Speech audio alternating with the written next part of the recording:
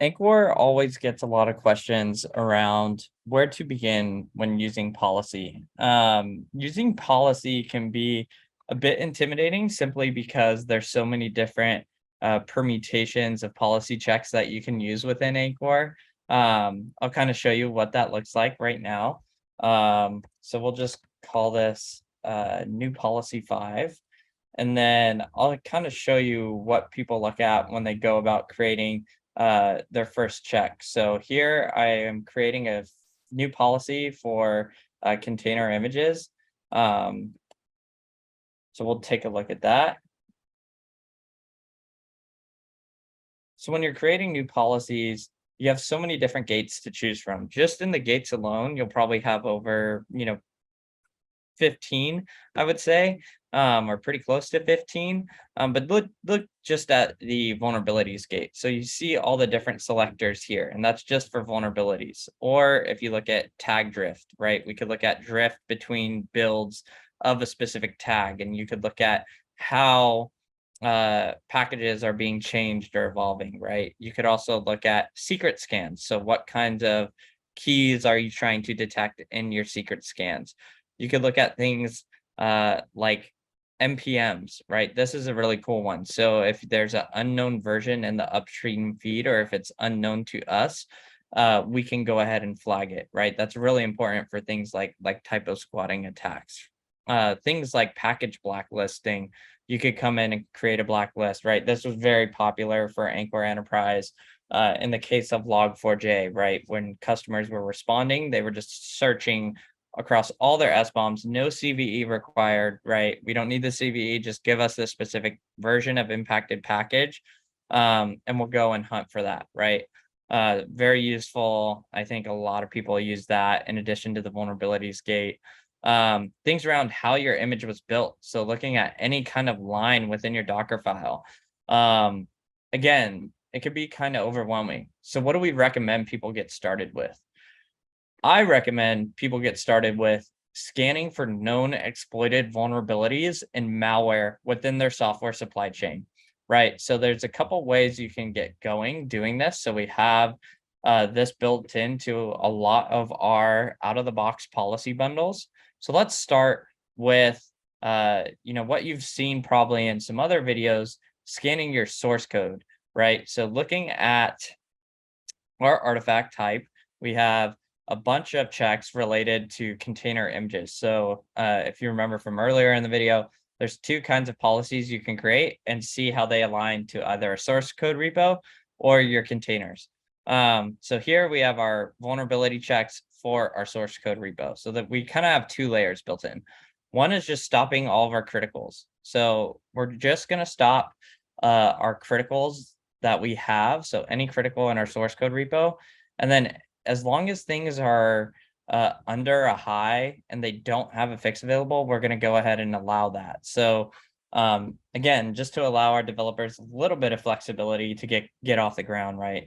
And then to add a layer on top of that, what we're going to do is add the CISA alert. So this is just something that we've generated alongside the data that CISA publishes. So they publish a known exploited vulnerability list. We scrape that data, and then we're able to filter against all your source code SBOMs, all your images, and look for known exploited vulnerabilities and flag those that we see do have those known exploited vulns, right?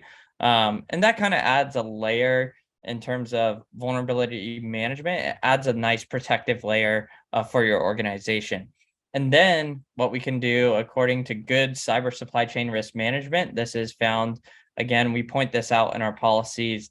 This is found in NIST 800 161. So it's talking about cyber supply chain risk management. We're going to go back and look at malware scanning. So there's another video that talks about malware detection within Anchor. This is going to focus on malware detection, building it into policy. And in this case, we're looking at a lot bigger picture here. So we're looking at building this check in, not as a solo check, but as a check that exists alongside, sorry, excuse me, alongside all these other checks that we have listed here. So let's go ahead and pop open a couple SBOMs from our source code. I've been generating a ton of new applications here for the purposes of other demos. So we're just going to keep on cranking with this Jenkins one because it does a good job illustrating the point here. So here again, the rule was for our source code checks that we have right here, we're going to allow high vulnerabilities that do not have a fix available. So these are vulnerabilities that we detect against impacted packages that may not have a fix available yet and are below a certain like CVSS threshold, right? And then on top of that, we already scanned this SBOM for known exploited vulnerabilities. So we know that out of these vulnerabilities, those ones that we have listed here are not known to be exploited. And again, this is all generated from our SBOM that we have here, right? So it went ahead and cataloged everything. So if you want to go back and take a look or build out another check around maybe some packages here, you're more than welcome to do so. But again, for the purposes of this video, we're just focused on how to get going with policy, right? And what are a couple checks out of the box that I would do to make sure I'm enforcing something within my software supply chain and making sure I'm also not impeding my developers' progress as I start to introduce a new tool to them, right? That's a key part is we're talking about introducing a new security tool to their workflow, right? And in their world. So we want to make sure that when we're stopping them, it's over, a good purpose, right? So here we could look at things like a malware check. So right now we're looking to see if we detect any malware. So the policy is not flagging it. Again, we're going to get some vulnerabilities here. We're going to look at, again, CVEs with fixes, and let's focus on those criticals. So we do have some that do have a fix available. So the policy is going to fail them for that. So you could see kind of the policy ratcheting up the security as you progress further in the pipeline. And in our way of doing things at Anchor, that's the proper way to do it, right? Is to slowly introduce more security measures as you move further along, right? I think that's a really good model, especially for organizations that want to give their developers flexibility. There's certain organizations out there where those security controls need to be in place as soon as possible in that software delivery lifecycle, and that's fine, right? But I'm talking for the other probably 90% of everyone else out there who's just trying to take their first step with policy enforcement and try and get a handle on these vulnerabilities. So looking at CVEs that have fixes available, really important, really powerful. Also, we have base image detection. So you could, build out policies where you say, yeah, I want to only alert on the or get feedback on vulnerabilities that aren't in the base image. That's also really important. But again, we're focused on that known exploited vulnerabilities list. So let's make sure we don't have anything violating that either. Oops. So you could see we passed everything known in our Kev list. We're free of malware. We can validate that by going to the malware section of this image. And again, we don't see anything there either. So, to me, this looks like a pretty solid image.